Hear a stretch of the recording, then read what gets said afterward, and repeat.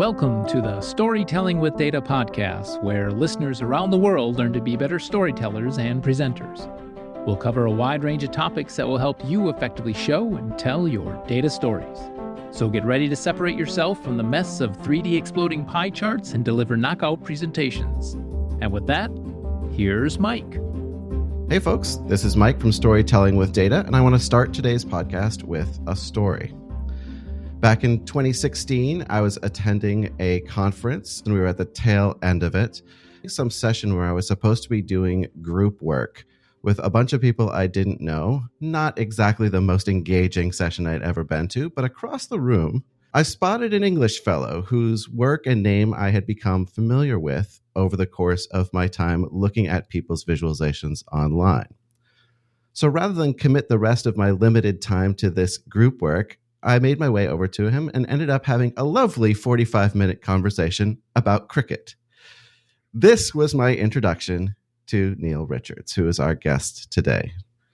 Neil is a well-known figure in the data visualization community. He has been a Tableau visionary for 4 terms. He is a former member of the executive committee of the Data Visualization Society and is on the executive board of the Viz for Social Good campaign.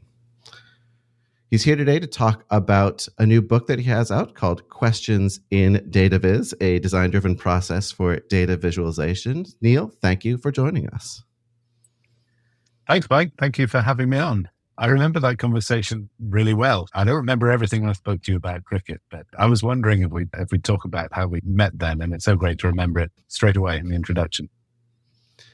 Yeah, it's always good to meet people in person, especially at those conferences, because when we see people's work online, you get a sense of what they're interested in or what they're doing, but you don't get a sense of their thought process or what goes into it or why they are doing what they are doing. And I'm curious to know actually how you ended up doing what you're doing. I know you spent a lot of your career as a market analyst before you got into this. So how did you become familiar with this endeavor of data visualization? Yeah, you're right. I spent about 20 years in market research, and although I was involved in data, I was absolutely not involved in anything visual. Back in the day, it used to be reporting charts. No, not charts. It used to be produced reporting tables upon tables of just numbers. It was numbers on the left, numbers across the top, and every number by every number. And we would print them off, and we would make decks of about 400 pages. And back in the early days, before everyone had email, they would go on the back of a motorbike courier and go somewhere else in London.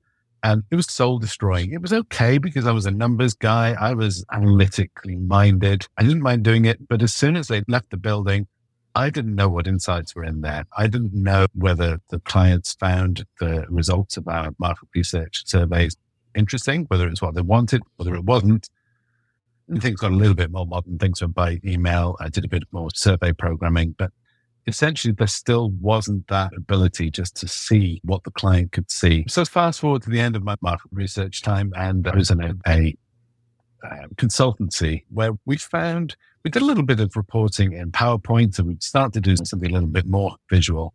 My boss found Tableau, and he said, well, what do you think of this? And I had a play with it, and I put some of the results in, and Tableau wasn't great with market research survey data at the time. You needed to know an expert like Steve Wexler to get anywhere with it. So I didn't necessarily get anything great from it, but I got some stuff straight away. I got in, I dragged, I dropped, I saw bar charts, I saw pink and blue for male and female. I did all the wrong things, but I just got visual stuff right in front of me. I thought, this is great. And we didn't really figure out how to use it at that particular agency, but by that time I was hooked. It was when I took it away and looked at data that I understood. Once I took some house prices data, things that meant something to me at the time, and put them in and got something visual and got some analytical findings, that's when I started to see how much I would really enjoy the combination of analysis and visual creativity that this might be able to bring me. So essentially, I hunted that kind of role and was able to move into different analytical roles, which allowed me to use Tableau, which is my BI tool of choice, to become more involved in data visualization. I was learning on the job, but because I found this new field that really interested me, I was looking to see what else I could do, finding how I could challenge myself.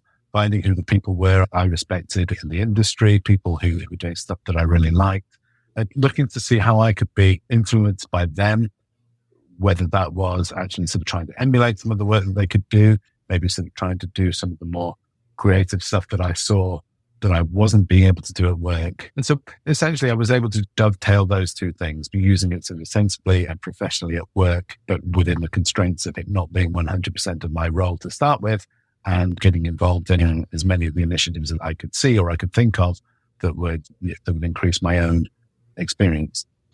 So you were able to determine your own pace when you were working on things for your own personal enjoyment, but all along you were also building the skills you'd need professionally. And as you say, you were learning from the people who are out there sharing their work in public, talking about how to achieve things, being more creative.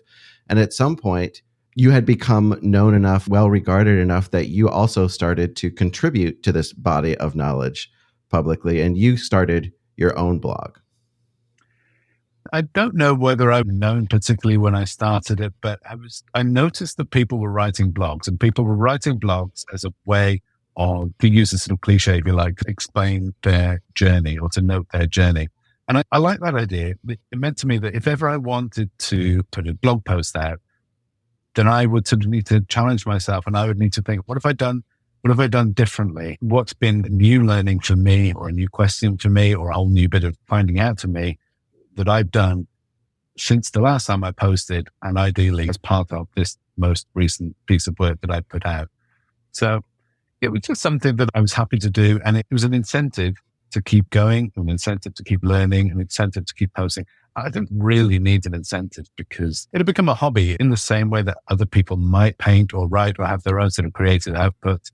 That's what I would do. And essentially, it was the first creative output I'd ever had, because it was the first medium I'd been able to use to do something creatively, because I can't paint. I'm not very good at drawing or writing poetry or playing music, anything like that. So that's why I very much enjoyed it, and enjoyed the process of writing the blog as well. Well, I think it's interesting the way that you chose to frame the blog speaks to your inherent modesty, which is you didn't say, here's the blog, here's why you should do things the way I do them, or here's the direction you should take. It's questions in Dataviz. Here's a question to consider. Here's how I approached it, but everything is open for discussion. So it's that questions in Dataviz framing that I think is interesting and set that writing apart from other writing that was available at the time. I think in a way it was lucky. In a way, one of the reasons it made it to questions in Dataviz was because I felt I didn't know what the answers were. And I enjoyed trying to find out. And often one of the sort of in jokes and cliches at the time, and probably still is then, is most of the answer to most of the questions is it depends, that kind of thing. It's very difficult, with a few exceptions, to say, this is what you should do. This is best practice. And even if you agree what best practice is, a lot of what I'd like to consider is, isn't it quite cool to do something that isn't best practice? So it's very rare that there is an answer. And as I wrote the blog and as I sort of developed that into the book, I think there's probably very few questions that I pose that I actually answer. And a few that I do answer, and then I contradict myself, or I might answer early in the chapter and say, this is probably what you think. And then by the time I get to the end, my conclusion might be, it's not as simple as I first thought. And I think because that's the journey you face as you go through data visualization and learning, I was quite pleased to make that kind of the way that I structured my blog as well. When you're creating something, it's always good to have constraints to help with your creativity. Because if you have no constraints at all, it's very difficult to know what to do. And the very fact that even every blog post or every topic, I'd set myself unwittingly a constraint of, right, we're going to make this into a question. So, already that kind of would help my creativity the way I wrote, or would give me ideas of how to formulate what I might want to say. I like that you were mentioning how you often would contradict yourself because something that you had written in the book itself. What if we could remove restraints? Might that allow for even more creativity? So sometimes when you're adding constraints, that's forcing creativity on you. And sometimes by removing constraints, you're allowing yourself even more creativity. So I guess it's all in how you're approaching something. Are you giving yourself the permission to be as creative as possible within what it is that you're doing? That's right. And I recently just spoke with Ali Torban, and she's doing a whole podcast series all about creativity. And I was quite nervous to do it because she obviously spoke to lots of people, and lots of people have different ideas of what makes them creative. What do you think creativity is? What are your rituals help make you creative? And it's such an interesting topic. It's probably one of many things that you can't say, do this and you will be creative, or stop doing this and it'll make you more creative. It's one of those things that it's even a hard thing to define, because to create something is just to make something. And that in itself doesn't imply what we might think of as creativity. Yeah, I think you might even find more than one example in the book where I might have covered it from one end and I might have covered it from another end when I wrote a different chapter on another day and thought, yeah, okay, both of these hold true. Both of these are different points on a spectrum, and it's up to you to consider what do you think, or are all points along here valid? So the evolution of the blog into this book, who is this intended for? I guess kind of intended for me or people like me, or maybe me of 2, 3, 4 years ago, people who have made a start in data visualization, who maybe were using the BI tool or something like that, have got a good grasp of the basic principles and ordinary, more well-respected charts, and who are thinking, how can I take this to the next level? Or not necessarily how can I take it to the next level in terms of skill for what I might do in my job. How do I even need to think to get to what some of these other guys are doing? How can I use my BI tool to do something a bit more like that book there of coffee table visualizations, or to emulate that guy there or that woman there who I've just seen? It's for people who are looking to get ideas or to be about some of the thoughts that you might come across or some of the inspiration that you might see, just to do things that are a little bit more unconventional. And some of the stuff that I put in is more unconventional than others. There's a sort of sliding scale of normalness, for want of a better word. One of the topics that I hadn't really thought about that much was the topic of shapes. So when we're using markers, oftentimes it's circles, or sometimes we know this is one reason why people like pies and curves is because circles are appealing to us. But you went into lots of other possibly underutilized shapes in data visualization. Maybe you could talk about that a little bit, and if there are any that you find a particular affinity for in your own work. I think in particular, I spoke about triangles, and I was inspired to do that. I think I saw a tweet by John Schwabish who said, hey, I've noticed there's a couple of visualizations around sort of using triangles. You don't see that very often. What do you think? And that to me, and anything where I see perhaps other people have a discussion or something unusual, I feel sort of validates some of my thoughts sometimes. And I thought, actually, I've used triangles in this visualization, and I've used it here, but for a completely different reason. And as soon as you think of reasons why you might use a particular shape, then you start to think less of reasons why you might not. And with any shape, you have the difficulties of perception, the perception of area, the perception of, okay, if I see a triangle that's that shape, what is it representing? Am I looking at the area? Am I looking at the height? And if so, which particular one of these three sides am I looking at? And so you have to think, all right, if absolute instant analytical recognition is not what you're looking for, then here's 15 quite cool reasons why using a triangle might be good for the visual impact, for the metaphor. Maybe it might look like trees, or it might look like a reservoir valley or something like that. Or it might just look cool. I mean, it's probably not right for a man in his 50s to say something looks cool. My wife tells me off for using that word all the time. You're too old to use it. If you see something that's done in triangles that you haven't seen before, done in that particular way, that can be a plus point if it outweighs the minuses. And as with all these things, I like to come up with examples of my, once I started looking at triangles, for example, I was contacted by Zion Armstrong, who said, look, in our particular branch of visualization, materials science, we use triangles all the time. It's right up there in our familiarity to look at these particular triangle graphs, to look at compositions of 3 different metals. So what you might think is a downside, perhaps an unfamiliarity, is an upside in certain other fields. So I think that's the kind of investigation that I gained a lot of fun from, and gained a lot of a lot of extra knowledge. And so it would always make me think this particular shape is an option. If I want to do a visualization in a certain way, don't rule out a triangle straight away. Don't rule out a circle straight away. Hey, don't rule out anything straight away. If there's the benefit to it being a useful metaphor for what you're showing, then maybe that's the right thing. I know that you had shown examples of triangles as a funnel, maybe, where you're filling up how much of the triangle is filled up. And then I think it's an equilateral triangle, right? Mm. So what goes at the top and what goes at the bottom? Do we have the base at the bottom and the point at the top? Or do we use it like a funnel? Is the point at the bottom? And these are the questions that you end up asking yourself once you start to break out of always using the same thing for the same purpose.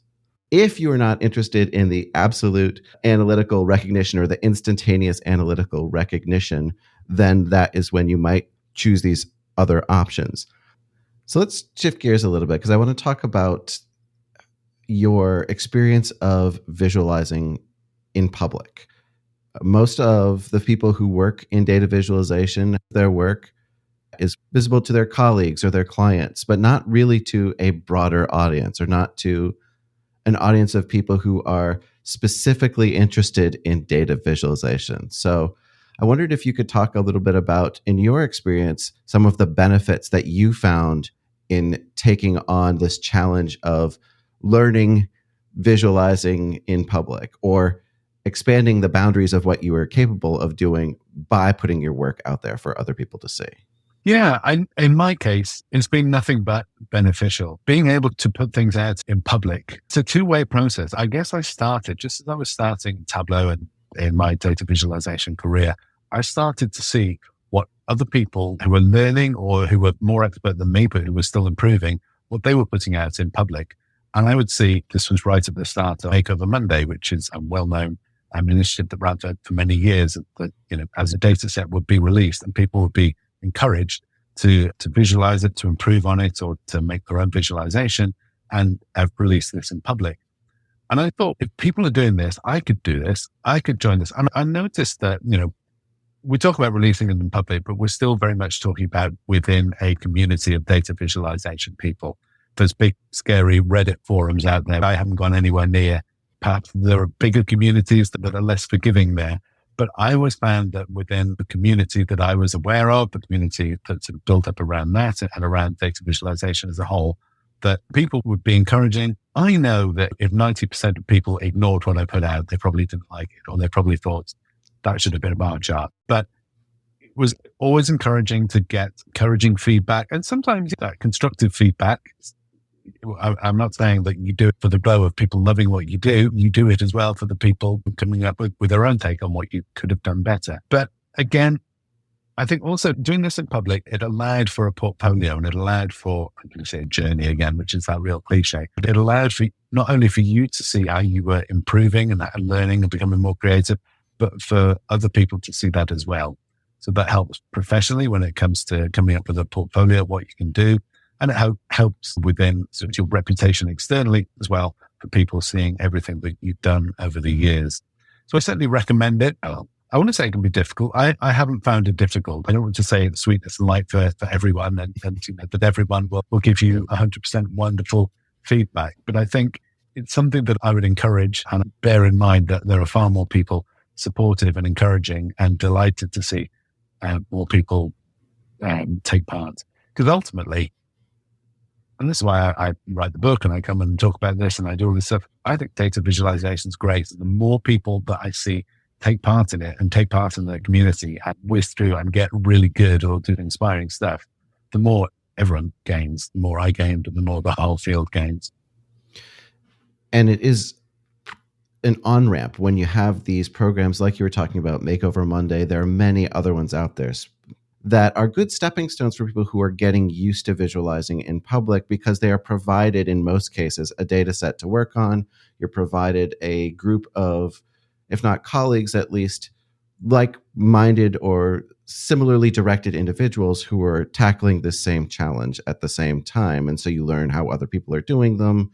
This is a limitation that inspires creativity, because you have to work within this time box or within this data set. One thing which I feel I should mention is the Storytelling with Data initiative. And the very first one of those that came out, the very first week one, was basically to do an annotated line chart. And so I thought, okay, never mind this weird stuff that I do. I wanted to do a really good annotated line chart. So I picked something that was relative to me. I picked the popularity of the name Neil, but I made that into a bar chart, and I thought I'd followed all the rules, and I got really good reaction for it. I think it's included in one of John Trowbridge's books as a really good example of a line chart. And it's what I'm most proud of, because I have somewhere an example of me trying to do a really sensible well-designed business chart. Now, albeit I picked the name Neil in there as a subject because I had to have a little bit of uniqueness. And that gets used as a good example. So I think it's important.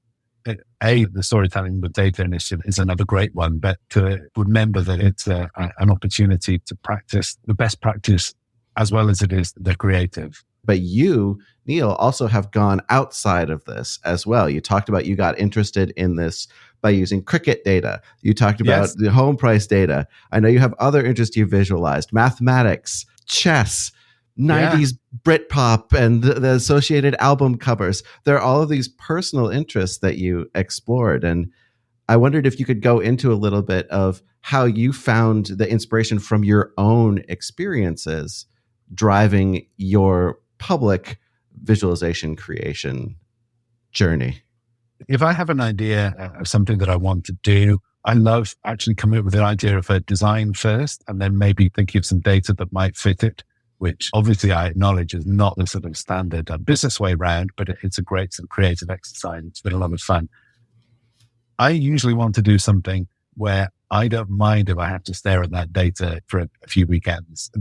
People can do things in an hour in Alteryx, which I do over weekends of copying and pasting and chilling down in Excel. If I have a method I know that works, that is relatively low tech, but that I don't mind, and I'm going to find the data interesting, then that's what I'll do. And sometimes I'll go down a rabbit hole in that data. I remember visualizing sort of all the number ones of the 1980s, and that gives my age away because it was very much my era. And it took far longer than it should have done because I think, hey, I remember that one. And I'd go and listen to the song, or I'd go and look at that band and what are Blondie doing now, or whatever happened to that group. So for personal projects, I think it's important to visualize the data that you're going to have fun with and mean something to you. So there's also a lot to be said about personal projects such as Biz for Social Good or something like that, where you have the additional incentive and of knowing that this data set that you're going to spend some time looking at is going to be really useful to somebody rather than just a thing of interest, let's say.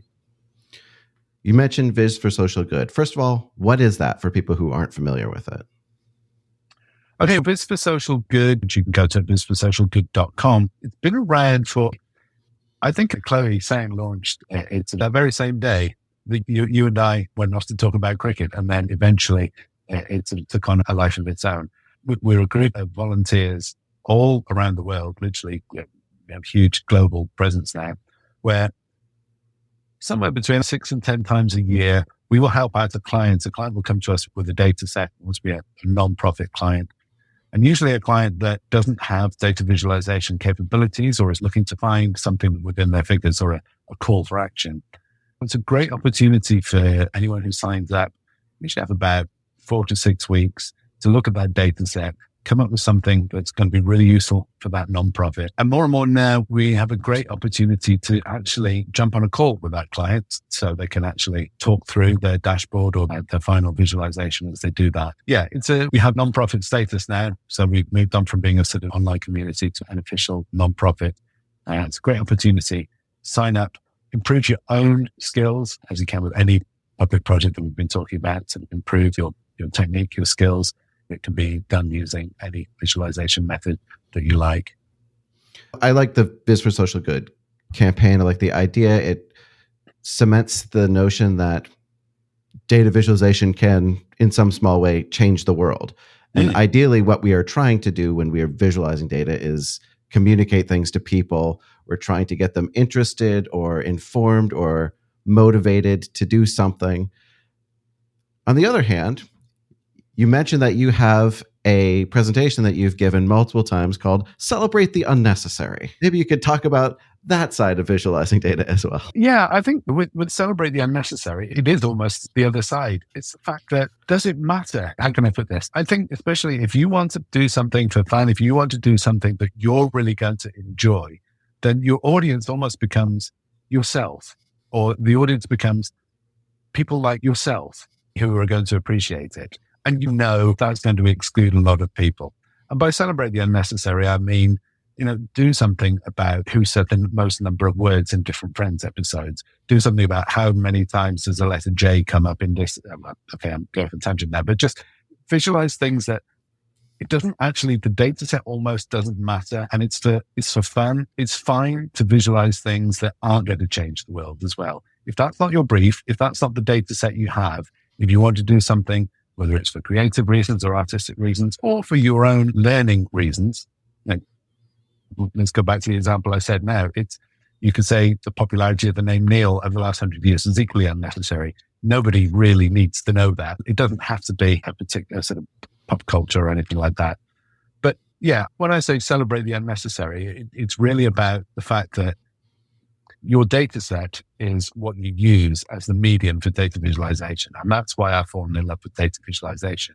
It allows me not to use a paintbrush because I'm useless at that, or pens and paper, but to use data to create a picture, to create something that might look like a poster or that might go on a wall.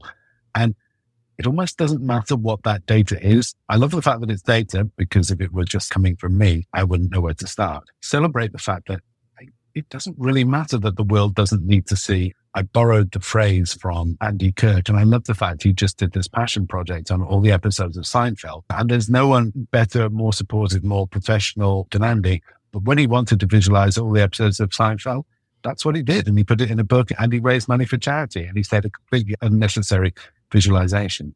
So it's probably yet another example of me being validated in what I do by somebody I consider a bigger and better name in the industry, and thinking, yeah, actually, it doesn't matter if people think this is unnecessary. Celebrate it, enjoy it, have fun. There will be a small element of your audience who will enjoy that fun with you. And you mentioned that Andy had to go and watch all of the episodes. He had to catalog all of this data because he was looking for something specific, or actually a number of specific dimensions that he was cataloging. I know that you did a project not similar to Seinfeld Chronicles, but one where you had to also go through an entire raft of data over the course of weeks and catalog it yourself. I've probably done that for a number of things. I did it for one of my favorite albums, an obscure album by They Might Be Giants. And I basically took all the words and I said, those are different data sets, sometimes in words and sentences and syllables and letters. And of course, it's entirely unnecessary. And I've done that with books. Sometimes your data set could be every word in a book, and it might need you to read that book again. If it's your favorite book, then it doesn't matter. It might be unnecessary in terms of analytic information that you're putting out to the world, but there's so much to be gained from doing it for other reasons. So yeah, anything like books, music, TV, that if that data isn't there, or if that data isn't there in the detail that you need it, sometimes you have to go and collect that data yourself. People contain multitudes. They can care quite a bit about pressing social issues of the day, but they can also care deeply about the ins and outs of the many seasons of the Real Housewives franchise.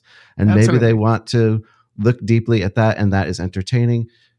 People decide to run marathons also, but it requires a lot of training. And maybe the training is part of the enjoyment, not just the completion of the goal, but also it's the work that goes into it is part of the feeling of validation that you get from yourself at the end. If you have to collect all this data, well, you know you're creating something that is unique because nobody has collected this data. And I like that analogy, actually. There's such a wide variety of what you can do in data visualization. And that's even if you're constrained, constraints again, by just using one particular visualization tool, which I mostly do because it's the only one I know. I love the fact that there's such a wide variety that you can do. And it doesn't matter if the tool is Excel or the tool is Power BI. It's exploring what you can do, the wide variety of outputs that you can do, and the fun that you can have while doing it, really. Going back to the book, the last third of the book contains a lot of your, I would say, the most creative, the most distinctive, atypical visualizations in your portfolio. And I think that there are a number of folks who might not have seen visualizations of this type before. I think by design, these are bespoke creations. But there's always going to be a balance when you're creating something of, do I emphasize the aesthetics and the beauty of it, as is the case for a lot of the cover art, album cover art inspired visualizations you create, versus clarity and accessibility, where some of them are, not to be pejorative about it, but they are impenetrable without doing a lot of deep dive analysis of what are these meant to mean. So how do you figure out for yourself where you want that balance, that fulcrum to be when you create something? So I can answer that with, it depends. But really, in a way, sometimes I actually like the latter. If you're putting something which you think is going to be creative and actually pretentiously or otherwise going to think it's almost a bit of data art, then I just want them to see almost literally the data, but not the metadata, or to sit and to do the work of thinking, wow, what does that mean? How did that get there? And to actually perhaps have to, so it goes against the idea of a chart must be digested in however many seconds it is. Part of the whole enjoyment of it is, if this is something that I'm interested in, I got to look in and understand, what does red mean? What does yellow mean? What does the circle mean? Et cetera, et cetera. And obviously, if you're not part of the intended audience, then you'll scroll on to the next thing. But that's not always the case. Some of the stuff that I have in that sort of third chapter, although it's bespoke and unusual, I still do want it to be accessible.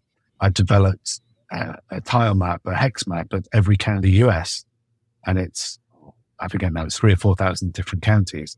Now, I want that to be accessible and understandable and readable.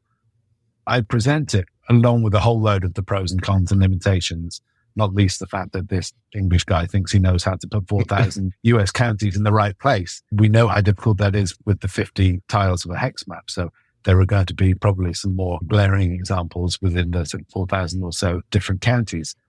But I think I learn a lot doing it. I think I get a lot right. I think there is a case for using it sometimes. And I think in those cases where you do decide you want to use it, I've shown that it can be done. And I hope that when I present it and put it out there, that it's readable and understandable. And in these cases, I will put a legend that explains where the state outlines are, etc., and what's on there. So there are examples where I know that I'm making my reader work for it a lot. It's always a case of considering your audience. So I think when your audience is the general public, or in a business case, or in so many situations, you need to be following those principles. You need to be making it as accessible as possible. If your audience is, I think, as I said, as described earlier, people like me, people who want to enjoy this, enjoy the impact of it, but not necessarily take an instant analytical hit from it, then you can prioritize the way it looks over the way it's interpreted. When you speak about those tile maps, of course, all maps are abstractions of reality to some point, so there's always going to be trade-offs. And I think one of the most controversial non-maps that you had ever produced had to do with pet ownership in the UK. Oh, yes. Maybe you want to talk about that experience a little bit. That was fun. The particular example that I used was something that looked like a map of the UK, but wasn't. And I can see how it's obviously going to be confusing. What I think we looked at was the ownership of pets. So rather than have a unit chart where they're mostly dogs and cats and hamsters and fish or whatever, I decided to arrange these units so that it roughly looked like the British Isles. And then I think I had the ownership of fish, so it roughly looked like the sea surrounding it. And if you were to look at it, all the Gestalt principles or everything in your mind would be telling you that it looks like I'm telling you, pointing out exactly where the cats and dogs live, and exactly where the fish live. Whereas I wasn't doing that. It was a visual joke. It was a bit of trickery, which I had a lot of fun doing. And many of my visualizations, whether they're serious or whether they're not, come from me getting out to pencils and graph paper and hexagonal graph paper and thinking, how can I make a shape out of this? How can I decide exactly where I want each tile to be? And then go back and do that with my visualization. In the end, that was an example, part of something where I said, do we take visualization too seriously? And I think you always need to be clear, is this something that I want to produce and take to a pet food owner or take to the port and say, hey, look, the UK's got this many dogs and this many cats. Maybe we should be making a business decision that says release more dog food in this area of the country. Then, of course, you're not going to do that. You're going to have something much more sensible. You're going to have either a more realistic map, or you can have more sensible bar charts or something like that. But if that's not your intention, if your intention is just to do something which might give you an idea of the difference in ownership between different animals, but you've decided to arrange it in the shape of the UK because it worked, then I think for an exercise of let's do something fun with this data, I feel like it hit the spot. It taught me a few technical lessons, but it also taught me lessons to say, look, you always need to be careful. I hope it made for an interesting chapter. I'm absolutely fine if anyone's decision on reaching the end of the chapter was, no, I didn't like that. I don't think I would have done that. I'd like to think it was, I see his point, but I still disagree. That's absolutely fine. it was a fun discussion point. It's certainly provocative and intentionally, you could call it cheeky if you wanted to, because you knew what you were doing. But there's also a bit of genius to figuring out the proportions of the different dimensions that you were showing and figuring out then how do I construct this layout to actually make this appear to be the British Isles. So it is so intentional, but also at the same time, so much not what it appears to be at first glance. And it is almost the opposite direction of what we would do in a business communication, to your point of if your audience wants to know specifically, hey, where do I ship all of the hamsters because I want to make sure that they are being sold to people who prefer hamsters, then this is not how you would show that information to them. No, and I put a hamster dot on East Anglia, and nobody has figured out in 6 years. And the reason I did that is it's because it's closest to Amsterdam. I put visual like hamster. I put word gags in there that nobody knows about. Yeah, maybe I was trolling my audience a little bit too far. Bigger question based on this, is there a wrong way to visualize data? Yeah, I think there are wrong ways of visualizing data. There aren't many wrong ways of visualizing data. But the one thing that usually I bulk at still is, for example, bar charts that don't go down to zero. I think there are very few justifications of doing that. But, that's one of only very few things that I think are wrong. Storytelling with data, your brand has come around to thinking the pie charts are all right sometimes. And I agree. 3D visualization is all right sometimes. I don't think there's usually wrong ways of doing things. There's better and there's worse, but I encourage people to consider most ways and then think of why certain ways are better than others and to not truncate their pie charts. And that's my philosophy, really. You had spent a lot of time working with the Data Visualization Society. As I said, you were on the executive board for a while. This is a group that is meant to help people who work in data visualization or aspire to do some sort of data visualization in their professional careers. So the big question I have is, do you think of data visualization as a career in itself or more as a skill to have in a broader career? It can definitely be both, depending on how you look at it. I actually think there's an overlap, really. It's an industry and it's a skill as well. As you progress in the industry, you progress in your skills. Some people will have careers doing data visualization, whether it's for consultancies or for companies where that is the job that they do. And other people will work for clients where they have data and they need to visualize the data. It depends on your journey. Yeah, absolutely. A fair answer. Well, as we're coming up to the end of our time together, I just was curious to know what is next on the horizon for you. I don't know what's on my horizon. I have a lot of fun saying that I've just published my first book.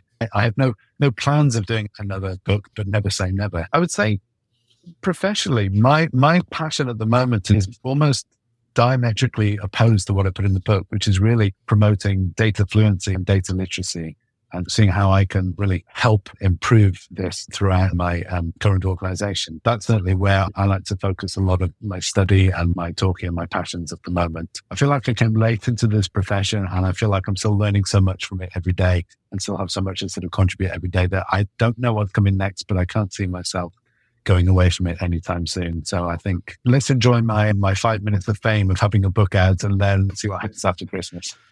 All right. Well, I won't rush you away from what's happening in the moment. Let's enjoy the present. The book itself is called Questions in Dataviz, a design-driven process for data visualization. It is out now worldwide, ? I believe it's worldwide. Yes, certainly. I think the publisher will ship worldwide. So where can people find out more about the book or get a copy of it for themselves? You can certainly get it from the well-known online bookstores that we all know and love. It's published by Routledge. So if you go to routledge.com and search for that, you'll probably come to the site where they can actually deliver it worldwide.